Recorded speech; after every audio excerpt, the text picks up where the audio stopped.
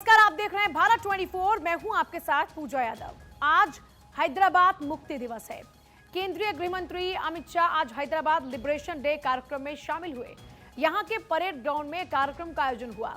इस मौके पर अमित शाह ने देश के पहले गृह मंत्री सरदार वल्लभ भाई पटेल को याद किया, उन्हें श्रद्धांजलि दी और इसके साथ ही अमित शाह ने सीआरपीएफ और सीआईएसएफ के जवानों की जो परेड थी उसकी सलामी भी ली। हैदराबाद लिबरेशन डे नहीं मनाने के लिए पुरानी सरकारों पर केंद्रीय गृह मंत्री ने खूब हमला भी बोला और कहा कि पिछले 75 सालों में किसी सरकार ने हैदराबाद लिबरेशन डे नहीं मनाया। तुष्टीकरण और वोट बैंक की राजनीति के चलते पुरानी सरकारें इसका जश्न मनाने से डरती रहीं।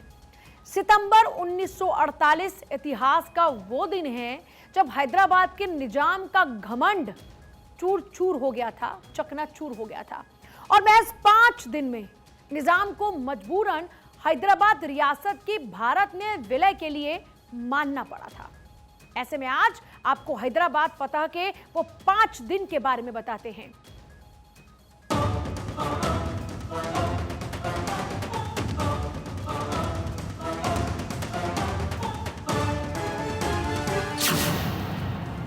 जब चूर हुआ निजाम का घमंड, पाकिस्तान का साथ भी नहीं आया काम। सरदार का प्लान, हैदराबाद मुक्त निजाम। सरदार के पराक्रम को शाह का सलाम।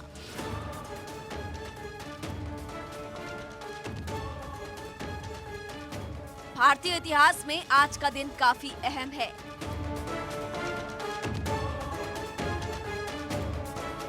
ठीक 75 साल पहले हैदराबाद रियासत भारतीय संघ में विलय हो गया था। इस दिन को हैदराबाद मुक्ति दिवस के तौर पर मनाया जाता है। इस खास मौके पर हैदराबाद में खास कार्यक्रम का आयोजन किया गया।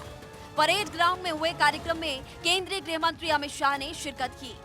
इस मौके पर उन्होंने निजाम की सेना रजाकारों के खिलाफ लड़ने वाले बहादुर सैनिकों को श्रद्धांजलि दी। शाह ने हैदराबाद में तिरंगा फहराया। मुक्ति दिवस के मौके पर अमित शाह ने परेड का निरीक्षण किया। अमित शाह ने तत्कालीन गृह मंत्री सरदार पटेल के पराक्रम को याद किया। कहा कि सरदार पटेल की वजह से हैदराबाद को भारत में मिलाया गया। अमित शाह ने तब के निजाम को क्रूर बताया और कहा कि निजाम से हैदराबाद वासियों को मुक्ति मिली थी। वो सरदार पटेल ही थे जिन्होंने सारी चीजों को ठुकराकर सर्वप्रथम राष्ट्र सर्वप्रथम के सिद्धांत को चरितार्थ कर हैदराबाद पुलिस एक्शन की डिजाइन की और उसको खून का कतरा बहाए बगैर निजाम के रजाकारों की सेना को सरेंडर कराने का साहस दिखाया। सरदार पटेल और केएम मुंशी की ये युति ने, ये जोड़ी ने तेलंगाना क्षेत्र के, कर्नाटक के बीदर क्षेत्र के और मराठावाड़ा के ये विशाल क्षेत्र को हमारे महान देश के साथ जोड़ने का काम किया। अंग्रेजों के गुलामी से मुक्ति के बाद, समग्र देश आजाद होने के बाद 399 दिन तक यहां पर क्रूर निजाम का शासन रहा और ये 399 दिन, 400 दिन समग्र तेलंगाना क्षेत्र की जनता के लिए नरक की यातनाओं से भी कठिन दिन थे। सरदार पटेल ने इस क्षेत्र की जनता की भावनाओं को सम्मान देते हुए 400वें दिन पर इस क्षेत्र को आजाद किया। इस साल के आखिरी में विधानसभा और अगले साल लोकसभा चुनाव होने हैं।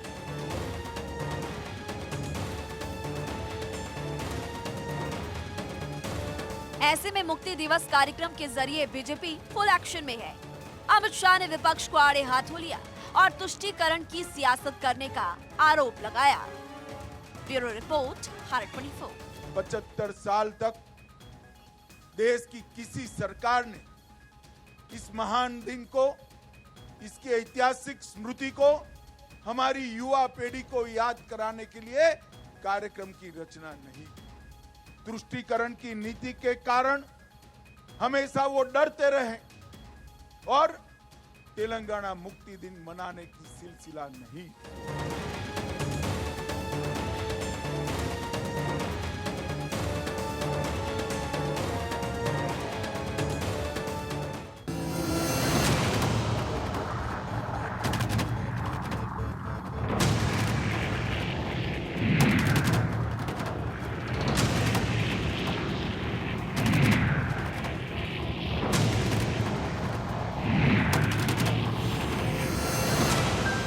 निजाम से हैदराबाद को मुक्त हुए 75 साल हो गए और ये कैसे हुआ?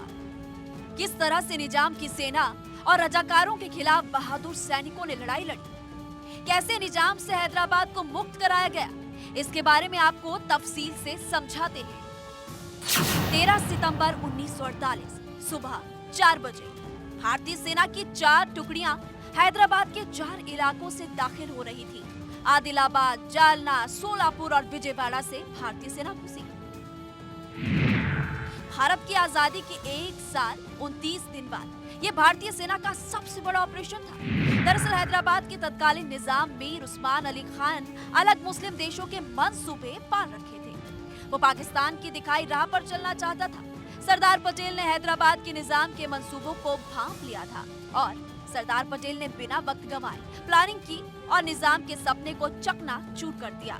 ऑपरेशन पोलो के जरिए हैदराबाद को भारत में विलय करवा दिया। ऑपरेशन पोलो के जरिए हैदराबाद पर सैनिक कार्रवाई हुई।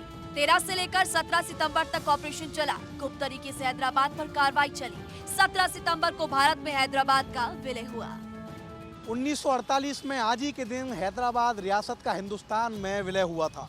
उस समय के जो निजाम थे वो हैदराबाद को पाकिस्तान में मिलाना चाहते थे, लेकिन लौह पुरुष वल्लभ भाई पटेल की प्लानिंग के सामने हैदराबाद के निजाम को झुकना पड़ा और वल्लभ भाई पटेल ने ऑपरेशन पोलो चलाकर हैदराबाद रियासत का हिंदुस्तान में विलय करा दिया। हैदराबाद भारत के बड़े राजघरानों में से एक था। हैदराबाद रियासत का एरिया यूरोप के इंग्लैंड और स्कॉटलैंड से भी बड़ा था। अंग्रेजों से आजादी मिलने के बाद अधिकतर रियासतें राजे रजवाड़े भारत में शामिल हो गए थे। 3 रियासत भारत में विलय के लिए तैयार नहीं थी। इनमें से एक हैदराबाद भी थी। सरदार का प्लान, हैदराबाद मुक्त निजाम। 15 अगस्त 1947 को देश आजाद हुआ। देश 2 हिस्सों में बटा, भारत और पाकिस्तान। जूनागढ़, कश्मीर, हैदराबाद की रियासतें भारत में विलय नहीं करना चाहती थी। हैदराबाद में हिंदुओं की आबादी करीब 85% थी, जबकि मुस्लिम की आबादी सिर्फ और सिर्फ 11% थी। हैदराबाद का शासक मुस्लिम था। हिंदू आबादी भारत में विलय चाहती थी। सरदार पटेल ने हैदराबाद रियासतों के बारे में जानकारी ली और सरदार पटेल ने ऑपरेशन पोलो के जरिए निजाम को बैकफुट पर ला दिया। तत्कालीन गृह मंत्री ने ठान लिया कि किसी भी तरह से तीनों रियासतों को भारत में विलय करवाकर ही रहेंगे। दरअसल हैदराबाद का विलय कराने में भारतीय सेना से सारे रजाकारों की चुनौती थी। कौन है रजाकार? रजाकार एक निजी सेना थी। ये तत्कालीन निजाम शासन का बचाव किया करती थी। रजाकारों ने भारत में हैदराबाद के विलय का विरोध किया था। रजाकारों के कहने पर ही निजाम ने भारत की मांग को ठुकरा दिया था। लड़ाई शुरू होते ही रजाकार घुटने टेकने लगे। उनके पास न हथियार थे और न ही लोग। महज 5 दिन में रजाकार लड़ाई हार गए और 17 सितंबर 1948 को हैदराबाद का भारत में विलय हुआ। देखिए, हिंदू बहुल आबादी भारत में विलय चाहती थी। तब हुआ क्या? केंद्रीय गृह मंत्री जब हुआ करते थे सरदार वल्लभ भाई पटेल, उन्होंने निजाम से कहा कि आप भारत में विलय कर दीजिए। हालांकि और बात है कि 15 अगस्त 1947 को हैदराबाद को निजाम ने स्वतंत्र राष्ट्र घोषित कर दिया। अब सरदार वल्लभ भाई पटेल को ये बात बिल्कुल भी पसंद नहीं आई। उन्होंने क्या किया कि तत्कालीन गवर्नर जनरल लॉर्ड माउंटबेटन से बातचीत की और कहा कि बात बिल्कुल भी ठीक नहीं है। हालांकि लॉर्ड माउंटबेटन इस पूरी समस्या का हल शांतिपूर्ण तरीके से चाहते थे। देश के पहले प्रधानमंत्री पंडित जवाहरलाल नेहरू का भी रुख यही था। हालांकि पटेल थोड़ा एग्रेसिव थे। उन्हें निजाम का रवैया बिल्कुल अच्छा नहीं लगा। दरअसल निजाम अलग देश बनाने के लिए अड़ गया था। वजह थी वो अकूत दौलत जो निजाम के खजाने में थी। आजादी से पहले हैदराबाद रियासत कुछ इस तरह से थी। आज के आंध्र प्रदेश के कुछ हिस्से, तेलंगाना के कुछ हिस्से, महाराष्ट्र के कुछ हिस्से और कर्नाटक के कुछ हिस्से, ये सब हैदराबाद का हिस्सा हुआ करता था। Bureau report, Bharat 24।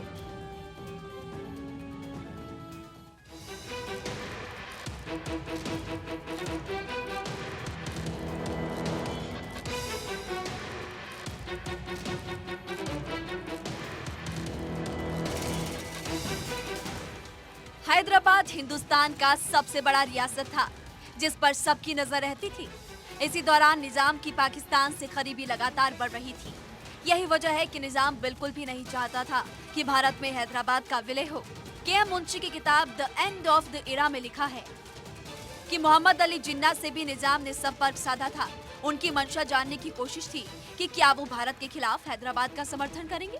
हालांकि इस पर पाकिस्तान से बात नहीं बन पाई थी। फिर भारत के तत्कालीन गृह मंत्री सरदार वल्लभ भाई पटेल ने हैदराबाद के सामने भारत में विलय होने का प्रस्ताव रखा, लेकिन निजाम ने इसे भी खारिज कर दिया और ऑपरेशन पोलो चलाया गया। हैदराबाद रियासत के पास सिर्फ जमीन ही नहीं बल्कि काफी दौलत थी। अपने जमाने में निजाम की गिनती दुनिया के सबसे रईस लोगों में होती थी। 13,000 करोड़ रुपए की संपत्ति थी निजाम के पास। 400 करोड़ रुपए का सोना चांदी था। 800 करोड़ रुपए की हीरे और जवाहरात थे।